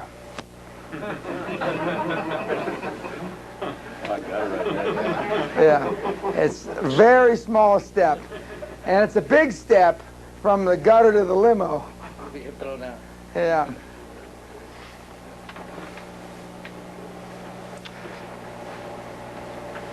You know, it's interesting. When I parked cars, when I was going to high school, I used to park cars at a place called the Pump Room on Ventura Boulevard, Studio City. And when they parked a car in those days, a big tipper would give you $1 to park his car, and most people gave you nothing. And maybe they give you the change in their pocket, a quarter, 50 cents. I look at people that park cars today, and I see the money. You realize now, when I was in high school, that was over 30 years ago. People still give $1. Yeah, I mean, and some people still don't give anything. When I'm in Century City in the Twin Towers, they fight to park my car. I mean, and no, they don't want to drive the Cobra. When I pull up in a Cobra, they say, Mr. Pena, can you park right here in front? Because they're afraid to drive it, because if they hurt it or something. But they fight because, you know, I get $5 or whatever, you know, I just give them some because I used to park cars, just like I used to be a caddy, you know, and I used to caddy for Alice Marble, the U.S. 1946 or 48 U.S. Open tennis women's champion. And I used to carry, you schlep the bags along, you know, and they used to pay $6 for a single in those days and $12 for a double. And they didn't have those light bags. These were those big Neanderthal, like I've got these big Neanderthal bags. And I'd be like a coolie.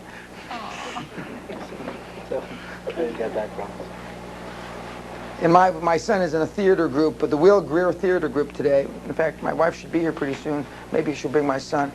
Will Greer was the guy that played on the Waltons, the grandpa. When he left a lot of money when he died to forming the Will Greer Theater Group in Topanga Canyon. Yeah, come Botanica, they called it. Yeah? Okay. Well, my son is a part of that group. My son is directing Shakespeare. He's 12 years old. And he's, you know, he thinks he's Lord Olivier already, and which is good. That's good, you know. It's better than him thinking he's not. And so, he has no concept of getting a job when he's 12 years old. You know, it's different. You know, it's a different life, different generation. It's wise to keep in mind, ladies and gentlemen, that no success or failure is necessarily final. Whether you haven't been successful to this date doesn't mean it's forever. And to the extent that you've been successful to this date doesn't mean that's forever. Now, I get excited when I find somebody who's like a medical doctor who's going to go out and do something else. You know, I think that's great. That's because he's been a medical doctor a while. It's not like he just got out of his internship. I do believe him, unless my eyes are failing me. Yeah, but I mean, that's great. You're looking for new challenges. You know, most people in this room, if they were, you know, notwithstanding the way the laws have changed in medical insurance instead, you know, you're doctor for life.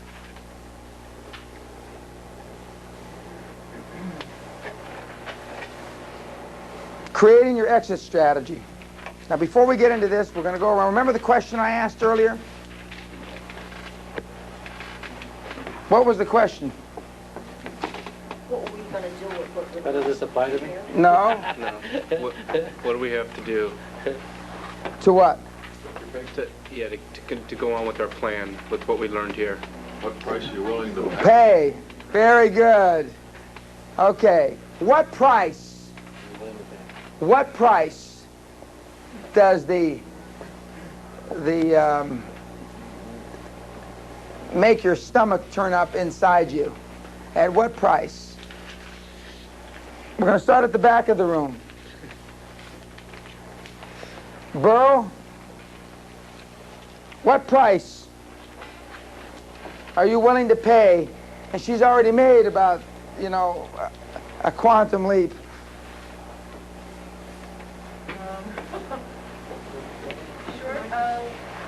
Oh, the mic. It's right there.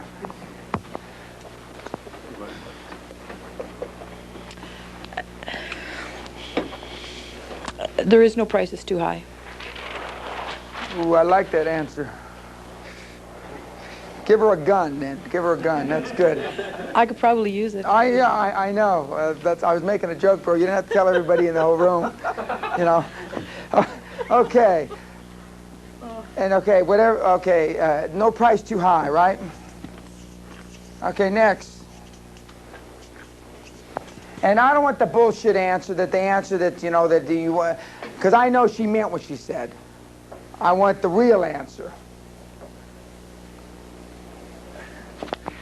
You notice he puts in the bullshit caveat before it gets to me. I have some in my blanket. I think the scariest thing for me at this point right now, and that's the question, right? What would you not want to do? And therefore, what are you prepared to do? Is to take this job, this radio show job, and be prepared to quit. Outright leave, quit that job. Because tomorrow morning, when 2 million people read that paper, including Geffen and Spielberg and everybody else, my boss is not going to like me very much on Monday morning. Because if today... We're talking about your exit strategy a little early then. If today what he's paying me isn't enough, then by Monday it certainly isn't enough. But it doesn't matter what the moron's saying. You already told me your boss was a moron. Right. Yeah. Oh, absolutely. Sure. Yeah, okay, I mean... But the price would be to, in a very un-Mexican way, okay? In a way that you never tell your Mexican grandmother about, quit a job that has elevated you to this point in a very irrational way. So, and to be jobless for, 2 hours, 2 years, whatever. Closer to 2 hours than 2 years, I'm sure. But you're right. That's the...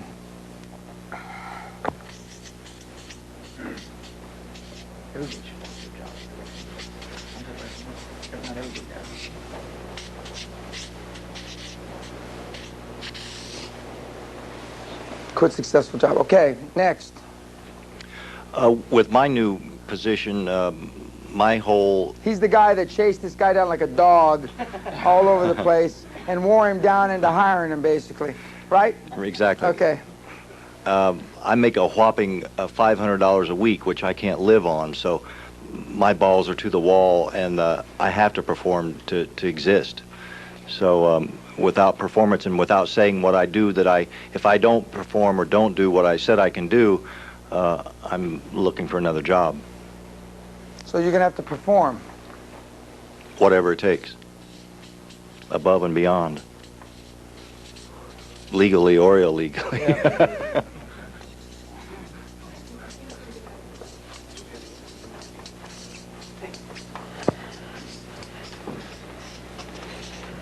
Perform at whatever it takes is a good answer almost for anybody in this room.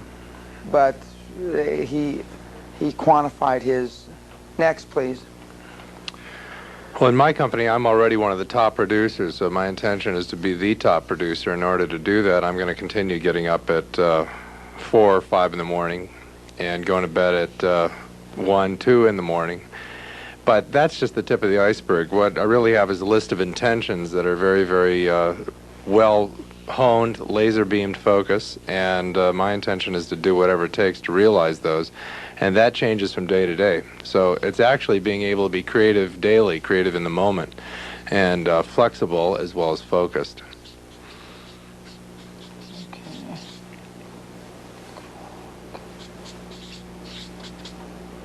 I can't focus. I can't spell focus. They're focused. Shit. Yeah, focused.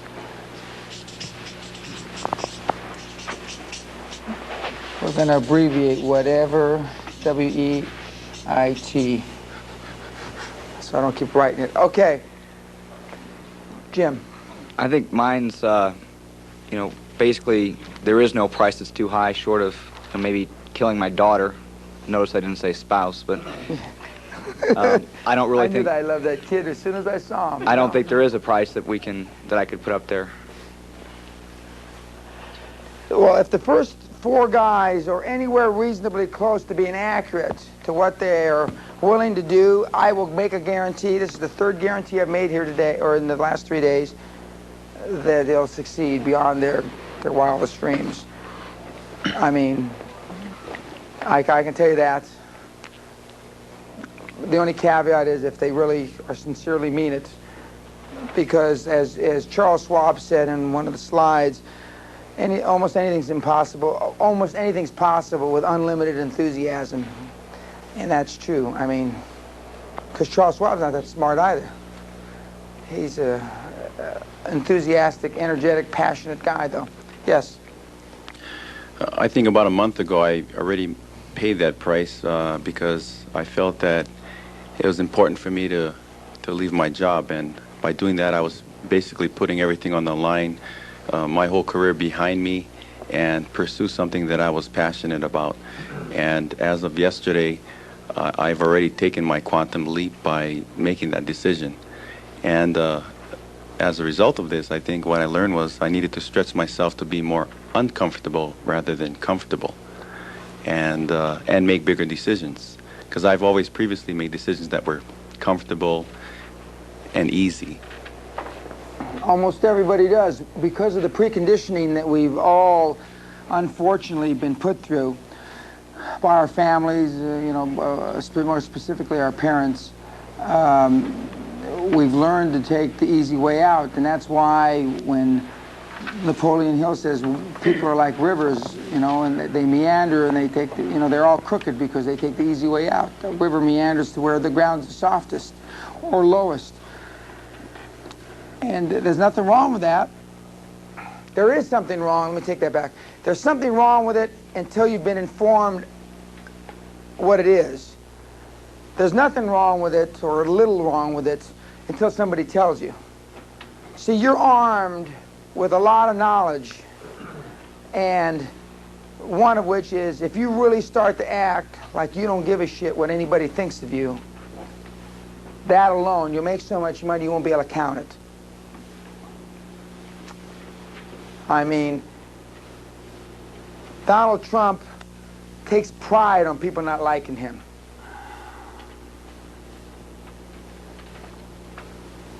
I can't begin to tell you how you're empowered over your competition, over your fellow worker, over your colleague. And again, I'm not talking about doing it in an unprofessional, seemingly ruthless manner.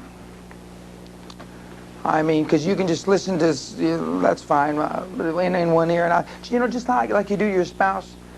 You know how it goes in one ear and just floats through your empty head into the other? Out. You know how you do with your children do to you?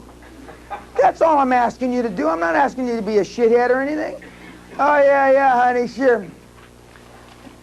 And just go on and take care of business. I mean, that's not so bad. I mean, you do it every day anyway. Yeah, it's more fun being a shithead, he says. Okay, next. Doc, what do you got to say? Right now, I'm not really working on anything, but once I find something that I can feel the real passion for, I'm willing to do whatever it takes. That's an excellent point. Unless you feel the passion, don't be wasting a lot of effort on these things. That's an excellent point. You may already have found it. You may not find it for a week, a month, but don't be doing all these things until you find that thing that you can be passionate about. That's a good point. Sir. Well, before I got here 3 days ago, I thought that I was willing to do whatever it takes. I proved it over the last year. Now I know without a question of a doubt that I'm willing to do whatever it takes. My wife validated that last night. She joined me after my first 2 days here. She said, "It's scary. You're almost cold." And I was. I mean, I don't want to associate. I've been getting that way anyhow. It wasn't just from these 2 days, but they finished it. They really did. Well, if these 3 days don't put a stake in the heart of your wussy, wimpish attitudes about business, boy, because it's a jungle out there, and all these airy-fairy guys that run around and say it's not haven't made any money. I mean, these guys that I've alluded to for the last 2.5 days are assassins. These guys would rip your heart out and use your rib cage platter. And the 2 or 3 successful businesswomen I know are even worse. And I mean, this balanced life, airy-fairy, carted by the sea just is not possible. Just isn't. So that's good. I appreciate everything. Good. Thank you. Bruce. Anything as long as it's legal, ethical, and moral, starting with ending the relationship we've talked about as soon as I humanly can.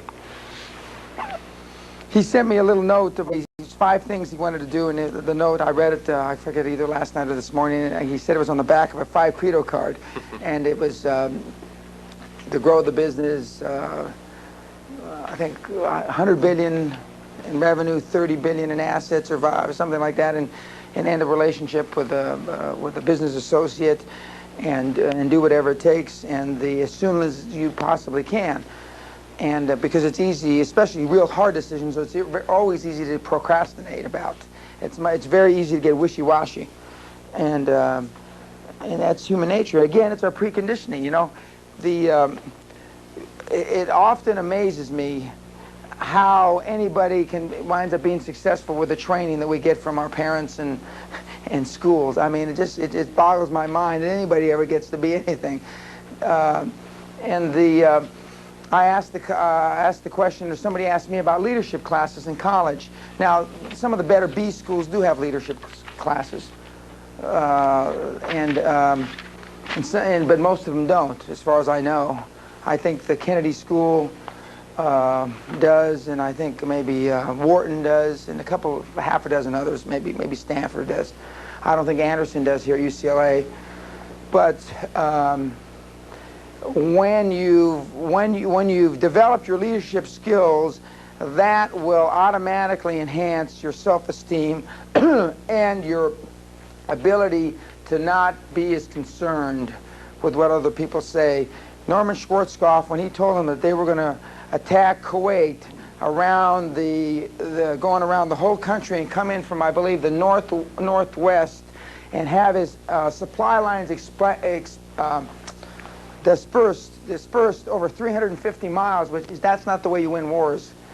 You know, I've been to Command and General Staff School. That's not the way you win wars. You keep your supplies tight behind you. You don't spread them out over 350 miles so they get the hell knocked out of them. And all his Air Force people, all these guys that he had gone to school with and been, on the Joint Chiefs staff and known all these, they all told him he was nuts.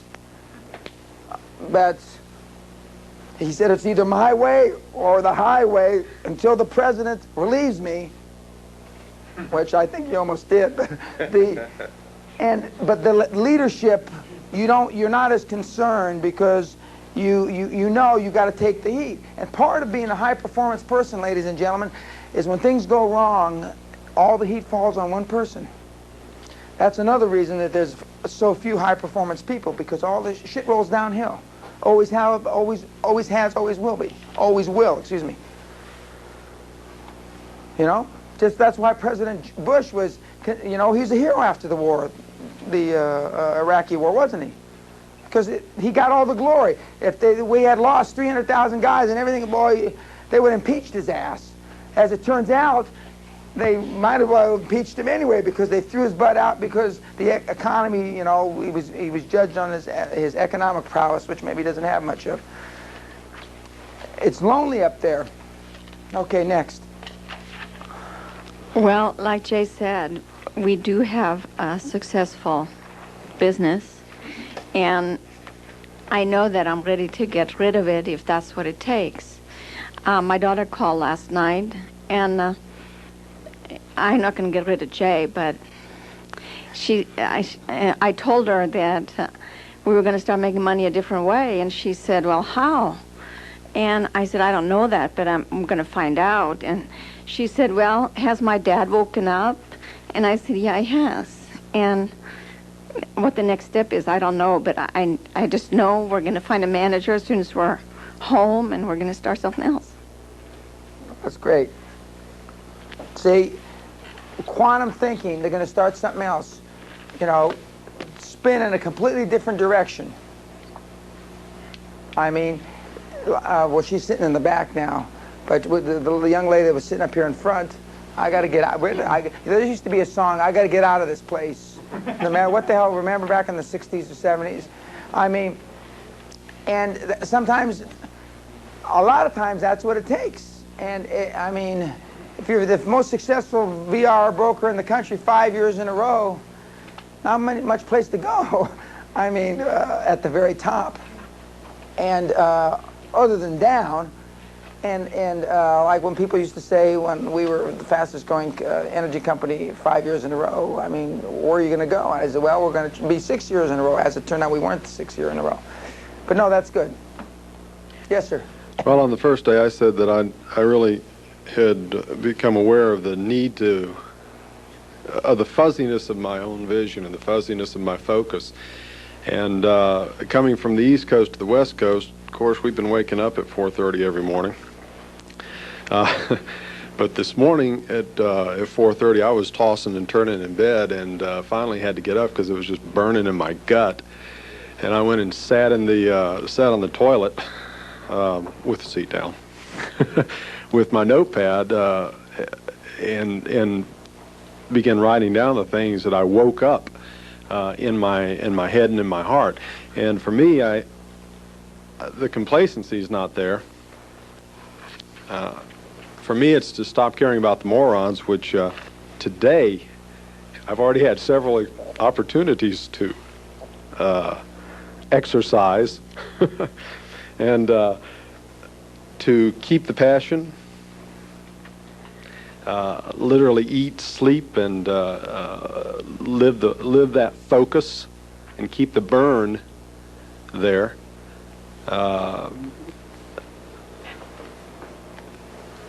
Telling my family and taking the charge there, which I'm already doing because we're staying another day. Hey, honey, guess what? But so. And on top of it, the gentleman from the LeGrand group, I'll probably be seeing every 4 to 6 weeks next year, and they're going to come and they're going to see me a week at the castle, and so they're going to be getting double, triple, quadruple doses. Yeah, but the replication, I mean, if you don't come back and hear me, get around somebody that can be your mentor.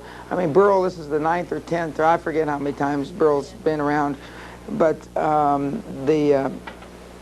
it's replication. I mean, you know, I'm not trying to sell all the crap in the back of the room, but I mean, I listen to my own tapes day after day after day. And it makes me cry still when I listen to them. You know, I mean, And now my kids, I told you, they go blank. They just sit there like zombies, you know, and because, you know, and but you know, like the big dogs thing, I'd forgotten I used to say that. Want to hunt with them? Now I'm going to say pee in the tall grass. I like that. Hunt with the big dogs and pee in the tall grass. Yeah. And so, yeah. Okay. Very good. Yes, sir.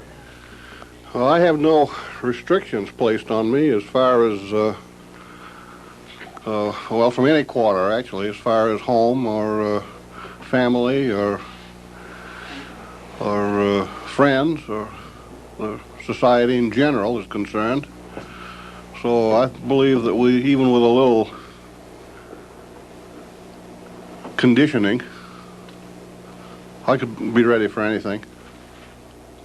And he said in a little while, but not right away, but within the next week or two, 3, 4 months. He said an important word, conditioning. He understands how many years of conditioning he's had the other way, and it's not impossible to get over that. But I mean, it can be a laborious task, and that's why. Like I tell my kids, if I ever, you know, get sick, or just put me down like the dog, I mean, because when you don't keep your mind active, I mean, you fall back into, it's like when I had a few drinks and I drive in the UK. I start driving on the wrong side because I learned how to drive on this side of the road. And I remember pulling out of the castle, the front gates one day, and Dan Jr. sitting there, and we're going, I said I was going to take him to get a haircut or something, and I'm on the American side of the road. And I don't like him I'm listening to my tapes. Now, I didn't have these kind of tapes then. I was listening to somebody's tapes. I don't know whose tapes. And he keeps going, poking me. And I said, what's wrong? He finally screams out, Daddy, Daddy, we're on the wrong side of the road. We're going to hit the car.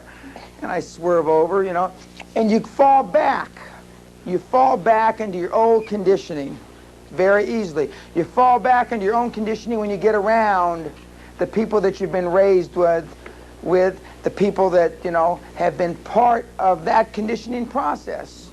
And that's why in 1984, God, my wife just walked in, she already walked out. She must have known I was going to tell this story. That's why in 1984 I yanked my wife and got out of the country and went to Scotland. Because you know, if my kids were going to be screwed up, we're going to do it my way, not my parents' way or my grandparents' way. And to get away from that. And so there's going to be some difficult choices that you'll have to make to get away from that conditioning. And by the way, and I'm not into the touchy-feely stuff, but I mean to the extent that you've made friends here and to the extent that you can stay in contact and continue to have intellectual, dialogue and discourse, I would highly recommend it. And I'm not, you know, I don't put up the cards and all that bullshit like everybody does, you know. I don't care if you know, that's not what this is all about. Just like we don't get up and do jumping jacks and jump around and all that junk.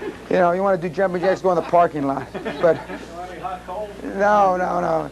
That's right, the hot coals, yeah.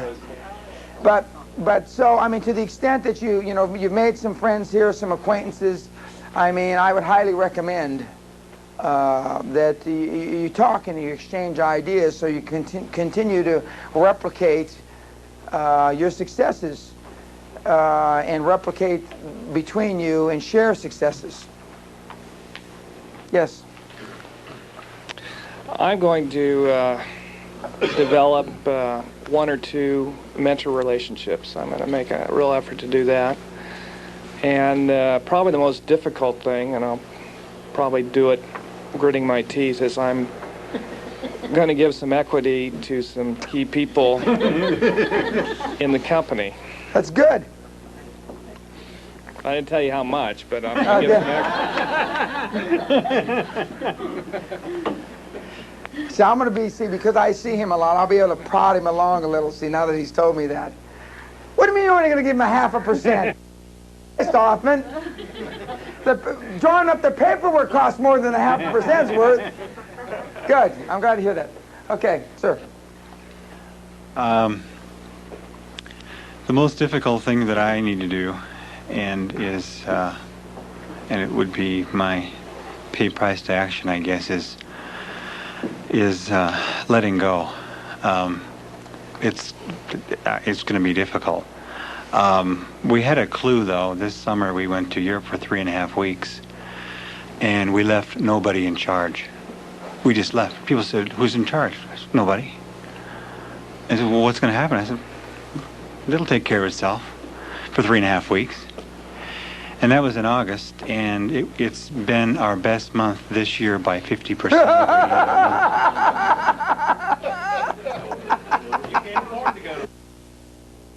You know, that says it all. When I say the problem is, you know, if you took off a year, what had happened, Hoffman, don't you? You know, I mean, that says it all. Hey, have we got, if you could say that directly in front of the camera after this thing, because that says it all. I mean, that's exactly what I'm talking about. We is the problem.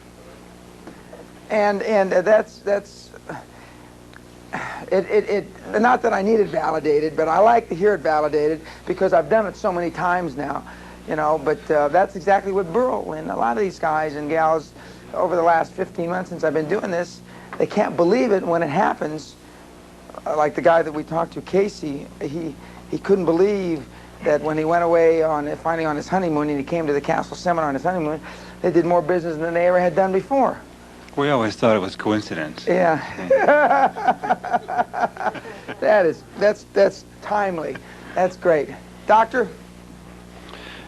Dr. Abraham Maslow many years ago stated that you should change your career every 10 years and to create the hierarchy of needs, by the way. Create the stimulus in life, the joie de vivre, to live.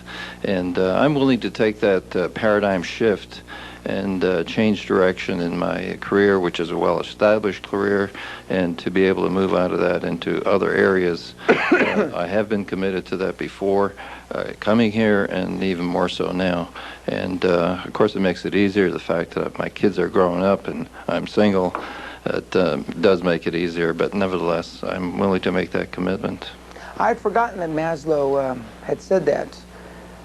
The hierarchy of needs that he wrote about 30 years ago or thereabouts are what a human being, mankind needs, and food, shelter, and I forget what else, sex, warmth, some other stuff. But that's right, every 10 years. Well, that's about what I've done. I was 10 years on Wall Street, 10 years in the energy business. Linda, you got your double espresso? Yeah. 10 years on, in Wall Street business, 10 years in the energy business, and now I'm on my third 10 years. I hadn't really thought of it that way. But, and it's interesting, when I walked away from my Wall Street firm and when I walked away from the energy business, I never looked back. With all the success I had in both places, I never looked back, and I just thought it was time for me to do something new.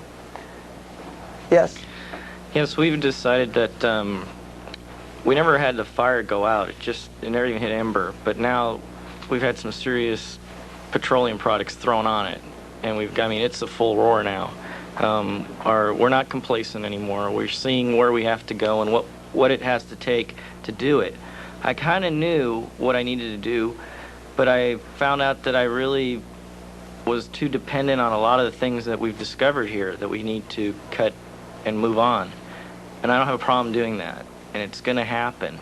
It's just now dreaming the bigger dream and setting those goals that I won't achieve in a lifetime, and using the laser beam focus and getting that passion to go and do it.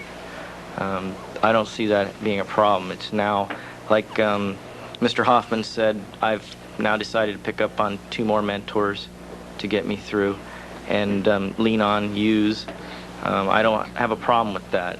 The only thing is now going ahead and doing it. I've got their names now. It's just like the Mosley brothers said, all I got to do is ask, and the worst they can say is no.